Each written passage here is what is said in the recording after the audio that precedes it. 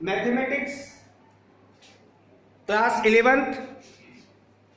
Previous day हमने section फार्मूले से रिलेट जो आपको इंफॉर्मेशन दिए थे, आज जो इंफॉर्मेशन दे रहे हैं, in a triangle have 4 centre. First centroid, second incentre, third circumcentre and fourth orthocentre. ये 4 टाइप्स के सेंटर आपको मिलेंगे बेटा इन अ ट्रायंगल। सेंट्रॉइड की कंडीशन कब बनती है, इन सेंटर की कंडीशन कब बनती है और सर्क्यूम सेंटर की कंडीशन कब बनती है, दैट मीन्स उसकी डेफिनेशन क्या है। और लास्ट में आर्थो सेंटर की कंडीशन क्या बनती है। अभी आपको डिस्टेंस फार्मूला एंड सेक्शन फार्मूले के अकॉर्डिंग आप चल रहे हैं, तो आपको हम पहले 2 टाइप के सेंटर के बारे में बताएंगे। First centroid and second in centre. Distance formula and section फार्मूले की एप्लीकेशन के अकॉर्डिंग ये इंफॉर्मेशन आप कलेक्ट करेंगे। इसमें आप सर्क्यूम सेंटर भी ले सकते हैं, मगर आर्थो सेंटर आपको अभी नहीं मिलेगा। आर्थो सेंटर में जब आप लाइन का पूरा सिचुएशन, लाइन का कॉन्सेप्ट कलेक्ट कर लेंगे, और वो कैसे, वो आपको सारे सिचुएशन 4 टाइप के सेंटर्स के अकॉर्डिंग आपको बताया जाए। सबसे फर्स्ट टाइम आपको जो सेंट्रॉइड बताया जा रहा है, सेंट्रॉइड ट्रायंगल के लिए है। ट्रायंगल आप मेक कर लेंगे बेटे। जो ट्रायंगल आप मेक कर रहे हैं, उस ट्रायंगल को आप एबीसी या PQR जिस टाइप से आप नेम देना चाहें दे सकते हैं। कोऑर्डिनेट आप vertex A x1 y1, coordinate आप vertex B x2 y2 and vertex आप C which coordinate x3 y3।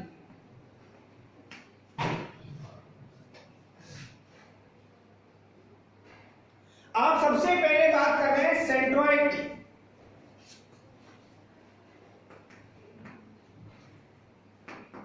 Centroid की कंडीशन के लिए आपको इंफॉर्मेशन चाहिए।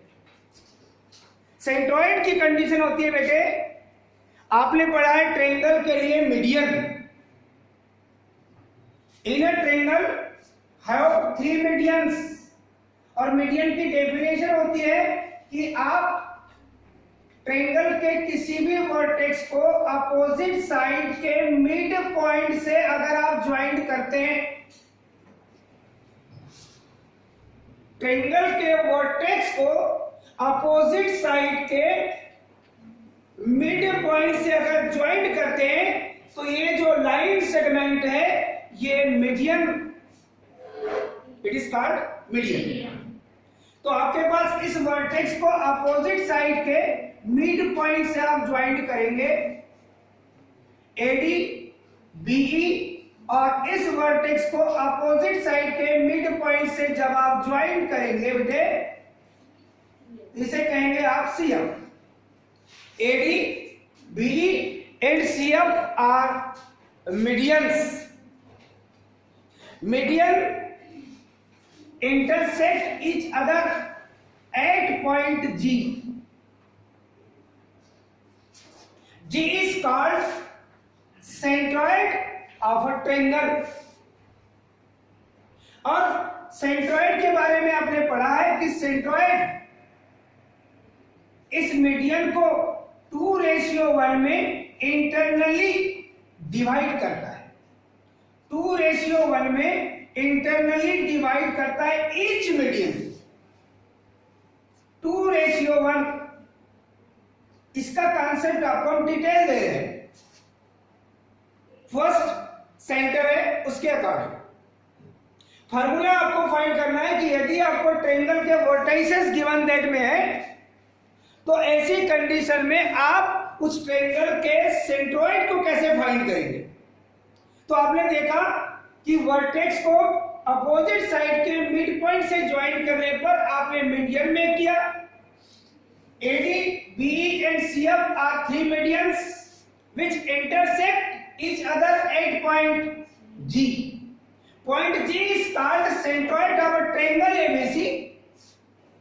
सेंट्रॉइड के लिए प्रॉपर्टी आपके पास centroid divides medians in the ratio 2:1 2:1 2:1. AD DA median नहीं कहते, वर्टेक्स पहले मिड पॉइंट अपोजिट साइड का बाद में, एडी बीई एंड सीआर. तो जो 2:1 लेते हैं उसका सिचुएशन आपको इस फिगर में दिखाई दे रहा है. डेफिनेटली अगर आप BC का मिड पॉइंट कहेंगे तो D होगा, और BC के लिए सिचुएशन है B कोऑर्डिनेट है x2y2 और C कोऑर्डिनेट है x3y3. आपको मिड पॉइंट की एप्लीकेशन पता है. अगर D के कोऑर्डिनेट आप फाइंड करने की कोशिश करेंगे, ये मिलेगा बेटा आपको x2 + x3 upon 2 and y2 + y3 upon 2. ये मिड पॉइंट जो है BC का, जिसे आपने D कहा है, ये D के कोऑर्डिनेट होंगे. मिड पॉइंट की एप्लीकेशन आपके पास सेक्शन फार्मूले के अकॉर्डिंग है. अगर आप पॉइंट F के लिए कोऑर्डिनेट फाइंड करना चाहेंगे तो AB जिसका मिड पॉइंट है F, A coordinate x1 y1, B coordinate x2 y2, that means इसका x कोऑर्डिनेट होगा x1 + x2 upon 2 and y1 + y2 upon 2. ये पॉइंट F के कोऑर्डिनेट आपने फाइंड कर लिया. Similarly E is the midpoint of AC, coordinate of point A x1 y1 and coordinate of C x3 y3. Then the coordinate of midpoint of AC, which is denoted by E, x1 + upon 2, y1 + y3 upon 2. आपने 3 sides के mid point के coordinate triangle के vertices के according find किया है. और आपको पहले ही पता है, अब सेंट्रॉइड जिसे आपने G से, दैट मींस कैपिटल G से रिप्रेजेंट किया है, उसके आपको कोऑर्डिनेट अगर फाइंड करना है तो आप देख लीजिए. अगर इसके कोऑर्डिनेट आप XY से रिप्रेजेंट कर रहे हैं, और अगर आप मीडियन AD के अकॉर्डिंग चलते हैं फॉर मीडियन AD,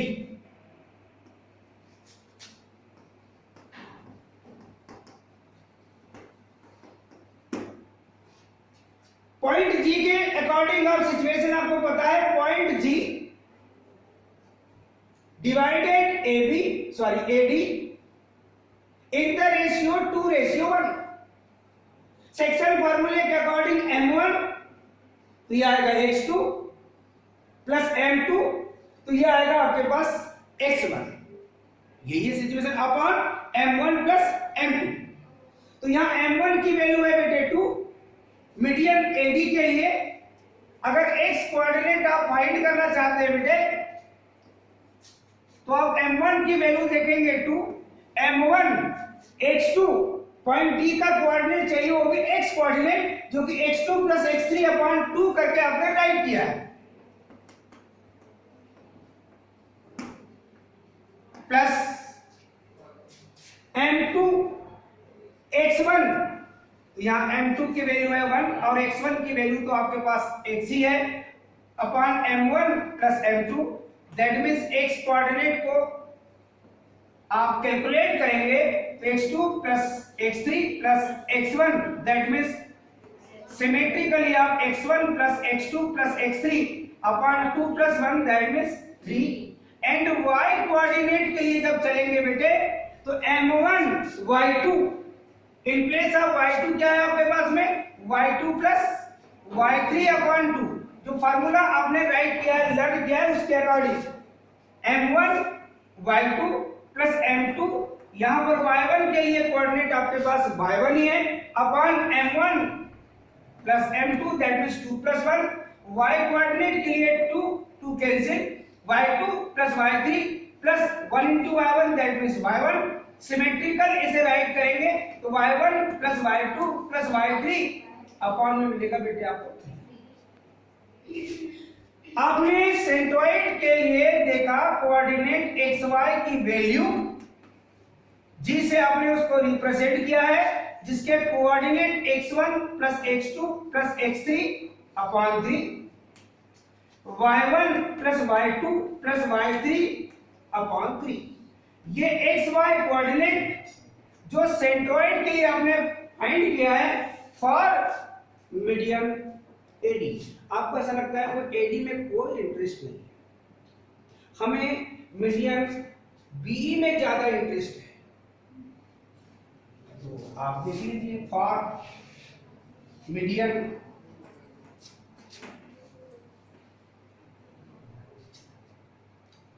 ये है आपके पास बीई,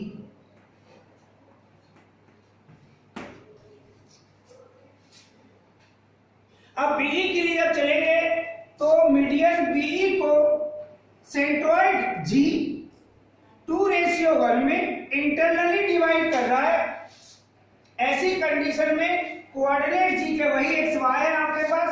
अगर आप एक्स कोऑर्डिनेट फाइंड करना चाहते हैं तो m1 x2 in place of x2 क्या है वो आप लोग देख रहे हैं। m1 की वैल्यू है आपके पास 2 और x2 की वैल्यू है बेटा आपके पास x1 plus x3 upon 2 plus m2 की वैल्यू है बेटा आपके पास 1 और ये है आपके पास इन प्लेस ऑफ x1 ये आपके पास ऑलरेडी लिखा हुआ है x2 upon m1 plus m2 that means लिखेंगे बेटे 2 प्लस 1 2 ये 2 कैंसिल और सिमेट्रिकल x कोऑर्डिनेट अगर आप राइट करेंगे तो ये मिलेगा x1 प्लस x3 और प्लस ये आएगा x2 upon 2 plus 1 that means 3 और सिमेट्रिकल राइट करेंगे तो first time x1 plus second time x2 और थर्ड टाइम आप लिखेंगे प्लस में x3 अपॉन ये आएगा आपके पास 3।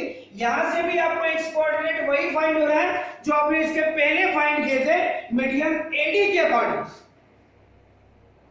अब y कोऑर्डिनेट अगर आप फाइंड करना चाहते हैं तो y कोऑर्डिनेट के लिए आप सिचुएशन देखिए कि m1 जिसकी वैल्यू है आपके पास 2 m1 y2 इन प्लेस आप y2 y1 plus y3 upon 2 और ये प्लस m2 ये है जिसकी वैल्यू 1 और यहां पर है आपके पास ये y2 और इस पूरे के अपॉन में आएगा बेटे 2 प्लस 1 2 से 2 कैंसिल। y कोऑर्डिनेट सिमेट्रिकल अगर राइट करेंगे आप तो y1 plus y2 plus y3 upon 3 और ऐसी कंडीशन में सेंट्रॉइड जी के लिए जो कोऑर्डिनेट फाइंड करेंगे x y की value that means g x coordinate है बेटे आपके पास x1 plus x2 plus x3 upon 3 and y coordinate है बेटे आपके पास y1 plus y2 plus y3 upon 3। यानी अगर आपको ट्रायंगल के 3 वर्टाइसेस गिवन दैट में हैं उनके कोऑर्डिनेट आपके पास हैं तो उस ट्रायंगल के लिए आप सेंट्रॉइड फाइंड कर सकते हैं।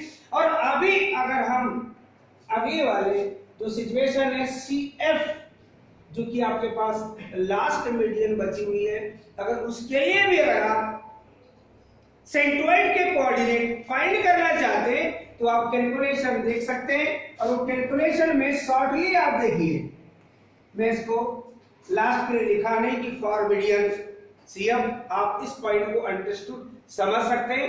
एक्स कोऑर्डिनेट चलेंगे बेटे मीडियन CF के लिए m1 और ये है आपके पास x2 प्लस m2 ये रहेगा बेटे आपके पास x1 और अगर आप सेंट्रॉइड के कोऑर्डिनेट देखेंगे तो m1 2 इंटू ब्रैकेट में रहेगा आपके पास x1 प्लस x2 अपॉन 2 से 2 कैंसिल होगा और प्लस 1 इंटू ये रहेगा बेटे आपके पास x3 दैट मींस आपको कैलकुलेशन करेंगे तो वही फाइंड होगा x1 plus x2 plus x3 upon 3 और y कोऑर्डिनेट भी उसके लिए देखेंगे आप तो आपको मिलेगा y1 plus y2 plus y3 upon 2। अगर मैंने 2 मीडियन के लिए कैलकुलेशन किया है तो थर्ड मीडियन के लिए भी आप कैलकुलेशन कर सकते हैं। और आपको सारे स्टूडेंट जो मेरे सामने बैठे हैं वो इस बात को समझ गए कि if x1 y1 x2 y2 and x3 y3 are vertices of a triangle then coordinate of centroid G x coordinate है x1 plus x2 plus x3 upon 3 और y कोऑर्डिनेट है y1 plus y2 plus y3 upon 3। और सबसे easy centre होता है centroid. जब भी आप कैलकुलेशन ऐसी लेंथी कैलकुलेशन करेंगे और जब आप इन सेंटर की बात करेंगे, अभी हमने आपको सेंट्रॉइड के बारे में बताया, जब आप इन सेंटर की बात करेंगे सेकंड वाले की, मैं उसके लिए आपको केवल फार्मूला बता रहा हूं। ये सिचुएशन बेटे आपके पास वही रहेगा, मगर ट्रायंगल में जो सिचुएशन है कि आपका इन सेंटर किस कंडीशन में मेक होता है, ये आपको पता होना चाहिए। कभी कभी आपको क्वेश्चन रहता है जो मैंने आपको सॉल्व कराया, मैक्सिमम टाइम हम आपको सेंट्रॉइड से रिलेटेड क्वेश्चन ही पूछते हैं कि if x1 y1 x2 y2 and x3 y3 are vertices of a triangle, then prove that coordinate of centroid is, bracket में लिख देंगे x1 plus x2 plus x3 upon 3 और y coordinate y1 plus y2 plus y3 upon 3। आपको ये prove करने के लिए पूछ लेंगे, तो ये क्वेश्चन आप लोगों के स्टैंडर्ड के अकॉर्डिंग आपको कैलकुलेशन के लिए पूछा सकता है। अगर न्यूमेरिकली आपको कोऑर्डिनेट गिवन दैट में है, तब आप कंपेयर करेंगे और इस फार्मूले का यूज करके उस ट्रायंगल के लिए आप सेंट्रॉइड फाइंड कर लेंगे। सेकेंड जो आपके पास है इन सेंटर, जिसके बारे में आप अभी चर्चा करेंगे। इन सेंटर, इन सेंटर के सिचुएशन में आप चलेंगे तो आप पाएंगे कि ऐसा ही एक ट्रायंगल मेक करेंगे बेटे, उसका नेम वैसे ही आप एबीसी कह देंगे, मगर ये पता होना चाहिए कि ये जो आपके पास मीडियंस का पॉइंट ऑफ इंटरसेक्शन, ये सेंट्रॉइड होता है। और जब इन सेंटर आप मेक करेंगे x1 y1 x2 y2, वही जिस सिचुएशन में अभी आप लेके चले थे, और x3 y3,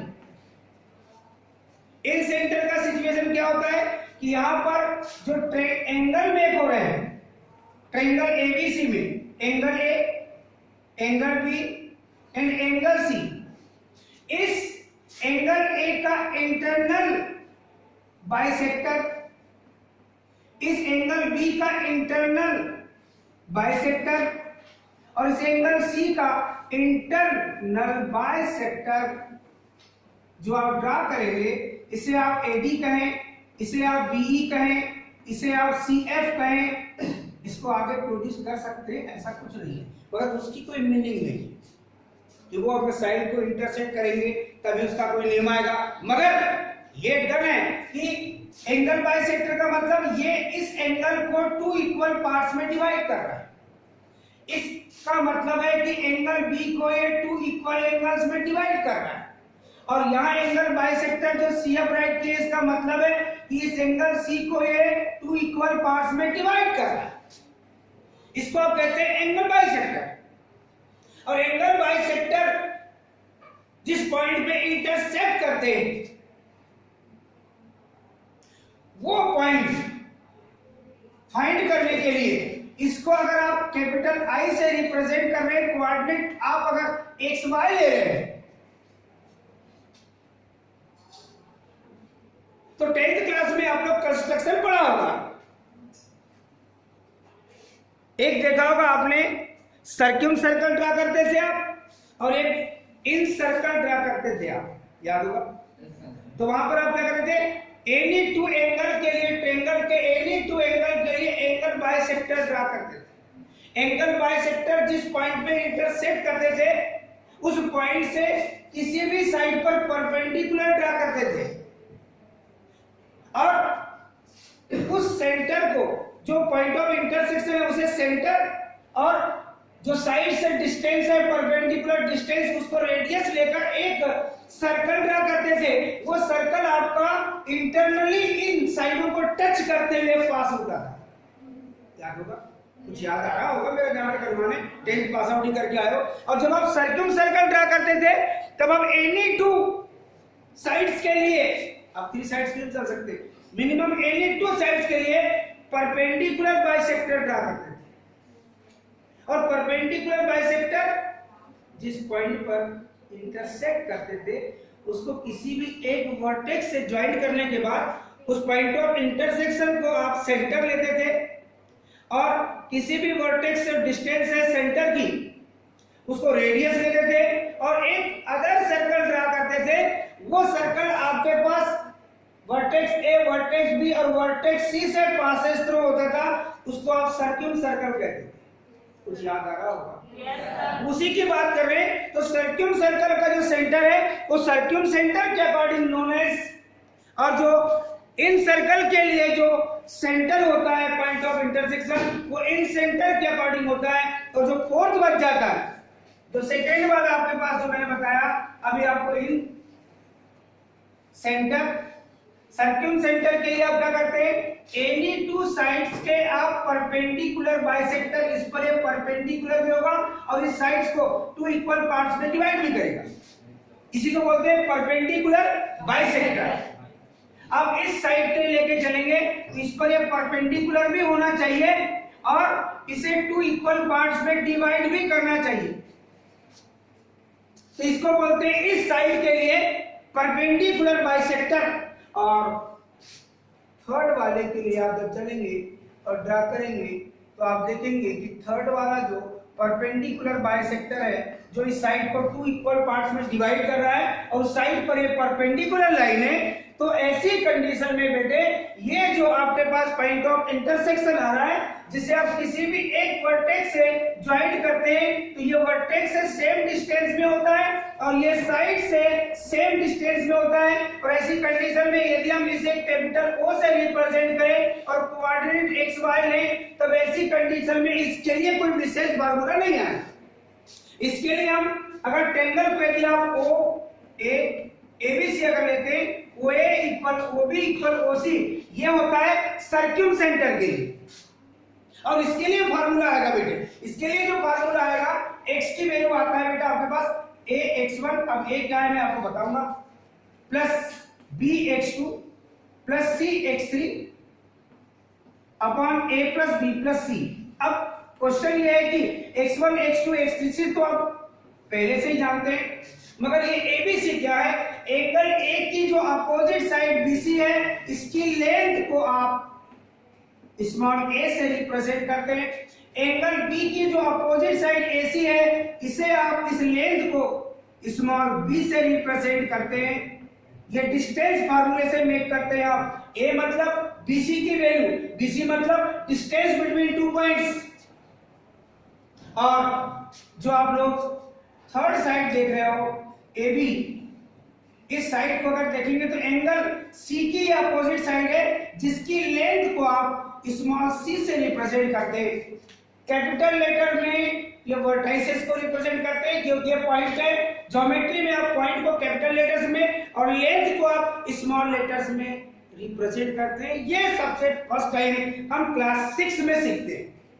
क्लास 6 में जैसे ज्योमेट्री का आपके पास नॉलेज आता है तो वहां बताया जाता है कि जो भी पॉइंट है बेटे उस पॉइंट को आप जो इंग्लिश अल्फाबेट है उसके कैपिटल लेटर से रिप्रेजेंट करते हैं और अगर लेंथ है तो उसे आप स्मॉल लेटर्स में रिप्रेजेंट करते हैं। बेसिकली 6th क्लास से आपका ज्योमेट्री, मगर इतना बारीकी से हम लोग नहीं देखते। कहीं अगर मिस प्रिंटिंग है तो आप लोग जैसे का वैसा ही लिख लेते हैं और वैसा ही बुक से पढ़ लेते हैं। आप सोचते हैं ऐसा ही लिखते होंगे। आप हमेशा समझिए पॉइंट कहीं पर भी रिप्रेजेंट होगा ज्योमेट्री में दैट मींस कैपिटल अल्फाबेट से, और जो लेंथ है अगर उसको आप रिप्रेजेंट करेंगे तो स्मॉल अल्फाबेट से आप उसको रिप्रेजेंट करेंगे। जो मैंने स्मॉल ए, स्मॉल बी और स्मॉल सी लिया है, इसके लिए आपके पास सिचुएशन ही है। अगर ट्रायंगल एबीसी है तो एंगल ए की अपोजिट साइड के लेंथ को स्मॉल ए से, एंगल बी की अपोजिट साइड की लेंथ को स्मॉल बी से और एंगल सी की अपोजिट साइड की लेंथ को स्मॉल सी से आप रिप्रेजेंट करेंगे और इसी के अकॉर्डिंग ए, बी और सी की वैल्यू फाइंड करेंगे। एक्स कोऑर्डिनेट के लिए आप एबीसी से परिचित हो गए, x1 x2 x3, ये एक्स कोऑर्डिनेट के लिए आपके पास इन सेंटर का फार्मूला होगा। और वाई कोऑर्डिनेट अगर आप फाइंड करना चाहते हैं तो मुझे अनुमान है कि ये स्टूडेंट भी बोल देंगे कि वाई कोऑर्डिनेट क्या होगा इस सिमेट्री में। क्लास सेक्शन ए में है तो आप बोल सकते हैं, इसलिए मैं पूछ रहा हूँ बेटे। यही है लेवल, यही मैथमेटिक्स है।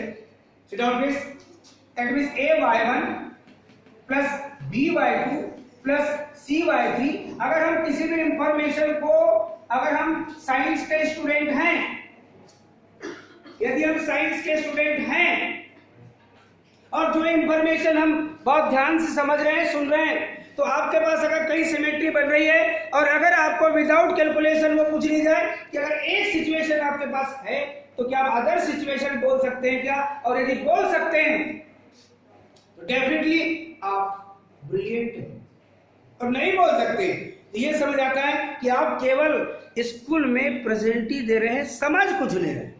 अभी इस स्टूडेंट ने हमारे सामने बोला y कोऑर्डिनेट के लिए x कोऑर्डिनेट का सिचुएशन था, तो यहाँ x1, x2 और x3 था, abc तो यहाँ भी है, abc यहाँ भी रहेंगे, y कोऑर्डिनेट के लिए y1 y2 रहेगा ही, और सिमेट्री भी वही रहेगी।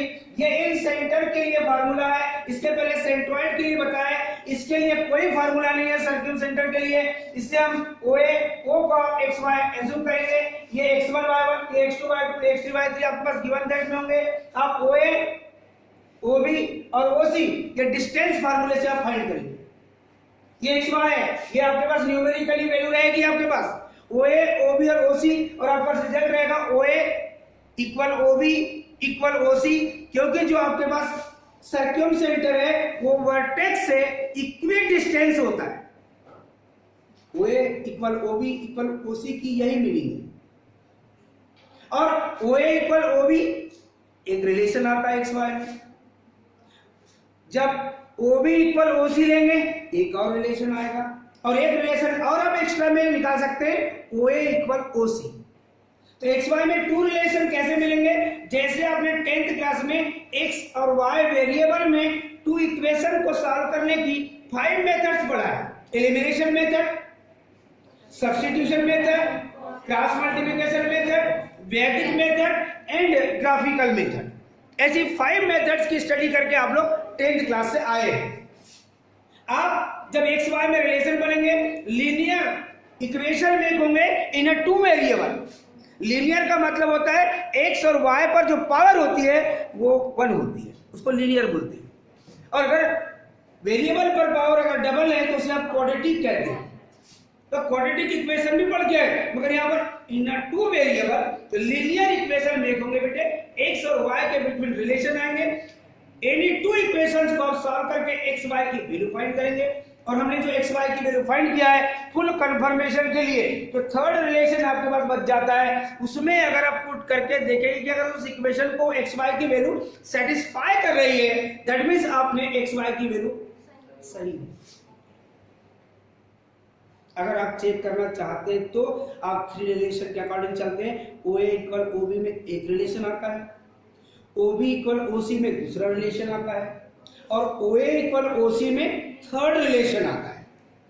एनी टू रिलेशन को हम सॉल्व करके एक्स वाई की वैल्यू फाइंड करते हैं, जो कि सर्कम सेंटर के अकॉर्डिंग होगा आपके पास, जिसे हमने O से रिप्रेजेंट किए।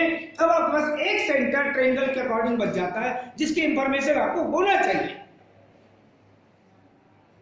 और वो कहलाता है आपका आर्थो सेंटर।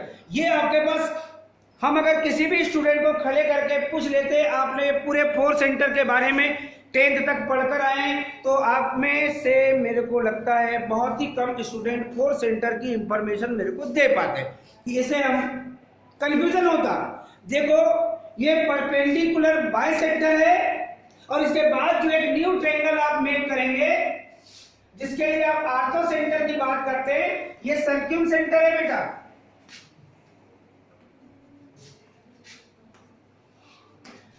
ये जो थर्ड वाला है ये आपके पास सर्क्यूम सेंटर की इंफॉर्मेशन में चले, ये इन सेंटर की इंफॉर्मेशन है। और अभी जो आप न्यू इंफॉर्मेशन कलेक्ट करने की सोच रहे हैं और जिसे आपने कहा आर्थो सेंटर, तो आर्थो सेंटर के बारे में अगर आप में से कोई ऐसा ब्रिलियंट स्टूडेंट हमारे सामने बैठा हो और फोर्थ इंफॉर्मेशन जो हम आपको बताने जा रहे हैं जो कि आपके पास में आर्थो सेंटर की है,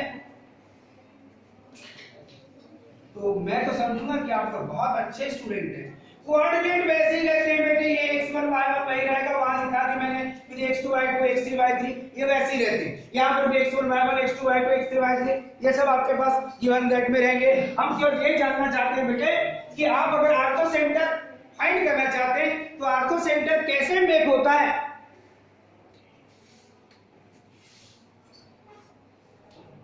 कोई बता दे तो हम भी समझेंगे कि आप लोग बहुत अच्छे स्टूडेंट हैं। कोई भी, चाहे बॉयज स्टूडेंट हो चाहे गर्ल्स स्टूडेंट हो, अगर आर्थो सेंटर के बारे में आप जानते हो कि सर इस कंडीशन में आर्थो सेंटर मेक होता है, तो हम आपको उसके बारे में बता रहे हैं। आप लोग बताने की इच्छुक नहीं है क्योंकि आपके पास उसकी कोई इंफॉर्मेशन नहीं है, क्योंकि ये खड़े किए तो अभी बोल दिए, इसका मतलब इनके पास एक इंफॉर्मेशन थी। आर्थो सेंटर से मतलब होता है बेटे, हम किसी भी वर्टेक्स से अपोजिट साइड पर जो परपेंडिकुलर ड्रा करते हैं, ये परपेंडिकुलर जो आप ड्रा कर रहे हैं ये आवश्यक नहीं है कि साइड्स को 2 इक्वल पार्ट्स में डिवाइड करेगा, ये आवश्यक नहीं है। यहां पर था ये परपेंडिकुलर बाइसेक्टर क्यों कहते हैं, बाइसेक्ट का मतलब 2 इक्वल पार्ट्स में डिवाइड करना, बाइसेक्ट की ये मीनिंग होती है।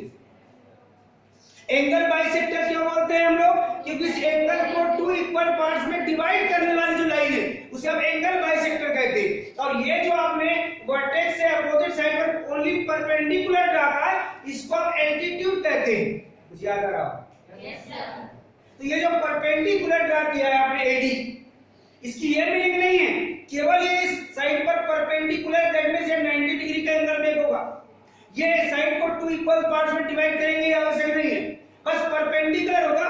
डिफरेंट टाइप के आप ट्रायंगल ड्रा करेंगे और जब एनी वर्टेक्स से अपोजिट साइड पर जो परपेंडिकुलर ड्रा करेंगे वो परपेंडिकुलर लाइन को आप एल्टीट्यूड कहते हैं। अब ऐसी कंडीशन में इस साइड से भी आप परपेंडिकुलर ड्रा कर सकते हैं बेटे, इस वर्टेक्स से भी, इसे आप अगर बी कह दें और इस वर्टेक्स से भी आप परपेंडिकुलर ड्रा कर सकते हैं अपोजिट साइड पर, केवल परपेंडिकुलर की बात कर रहे हैं बेटे हम, इसे आप सीएफ कहते।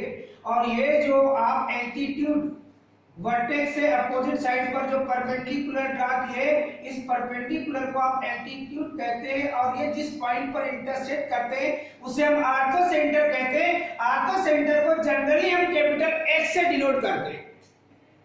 ये सिंबल भी आपने सुना होगा, ऐसा लग रहा है, नहीं सुना होगा तो आप लोगों ने कोई ज्योमेट्री पढ़ाई नहीं 9th में, केवल आप लोगों को ये थ्योरम्स आता है इसको लर्न कर लिए, वो थ्योरम्स आता है उसको लर्न कर लिए, एग्जाम में आ गया लिख दिए 100/100 लिए, बाकी इंफॉर्मेशन हमारे पास नहीं है, मगर आप 100/100 खरीदार नहीं है।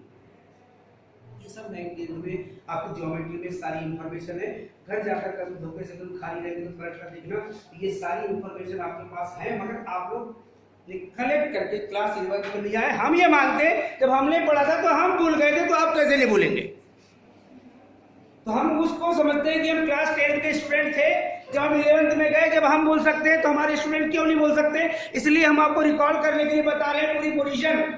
अब इसके बाद अगर आप भूल जाओ तो 12th में ये चीजें फिर आपके बाद सामने रहेगी, मगर आपको तब नहीं बताएंगे क्योंकि हमने यहाँ बता चुके हैं, हम ही वहां भी पढ़ाएंगे तो आपको बताने की जरूरत ही नहीं है, वहां केवल आपसे पूछेंगे, इसलिए ये इंफॉर्मेशन, क्योंकि वहां वेक्टर ज्योमेट्री फिर पढ़ेंगे आप, अभी पढ़ रहे हैं आप कोऑर्डिनेट ज्योमेट्री 2D, इसके साथ 3D का जनरल नॉलेज आपको मिल ही जाएगा।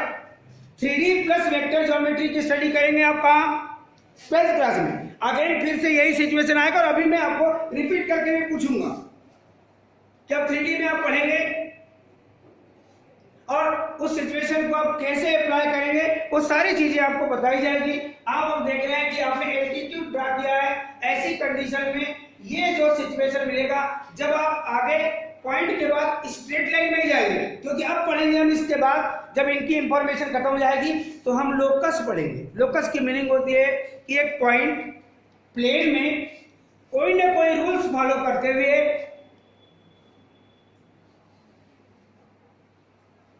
मूविंग करता है, उसके मूविंग सिचुएशन से कोई ना कोई कर्व मेक होता है, एक कंडीशन रहेगी उसके लिए, उस कंडीशन के अकॉर्डिंग वो जो वेरिएबल पॉइंट है वो मूव करेगा। तो मूव करने पर स्ट्रेट लाइन भी बन सकती है, मूव करने पर पेयर ऑफ स्ट्रेट लाइन भी बन सकती है, मूविंग सिचुएशन में वो सर्कल भी मेक कर सकता है, मूविंग सिचुएशन में वो पैराबोला भी मेक कर सकता है, एलिप्स भी मेक कर सकता है, हाइपरबोला भी मेक कर सकता है, या डिफरेंट टाइप के कर्व मेक होंगे इस year.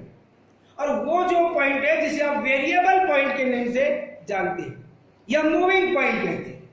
Moving point that means कहीं उसको यूज करेगा किसी क्वेश्चन में वेरिएबल पॉइंट, उस वेरिएबल पॉइंट के सिचुएशन में डिफरेंट टाइप से आपके कर्व मेक होंगे, उस कर्व का इक्वेशन जो आप फाइंड करेंगे उसी को कहते हैं आप लोकस। यानी अगर आप के पास अगर देखा जाए एक्स और वाई वेरिएबल लेंगे तो एक्स और वाई वेरिएबल में जो हमारे पास रिलेशन मेक होगा डिफरेंट टाइप के कर्व के लिए, वो कर्व का जो इक्वेशन है वो लोकस कहता है। वो चीजें आप इसके बाद फाइंड करेंगे। और जैसे ही आप लोकस की स्टडी, ये लोकस के लिए बेसिक कॉन्सेप्ट पढ़ रहे थे आप, और लोकस ही आपको आगे स्ट्रेट लाइन की ओर बढ़ाए। और जैसे ही आपके पास स्ट्रेट लाइन आएगी तो स्ट्रेट लाइन के डिफरेंट टाइप के आपके पास इक्वेशन आएंगे। एक स्टैंडर्ड इक्वेशन भी आएगा, इंटरसेप्ट भी फॉर्म आएगा। डिफरेंट टाइप की इक्वेशन आने के बाद में आप पेयर ऑफ स्ट्रेट लाइन, यानी टू लाइंस जब इंटरसेक्ट करती है, two or more than two, उसे कहते हैं पेयर ऑफ स्ट्रेट लाइन।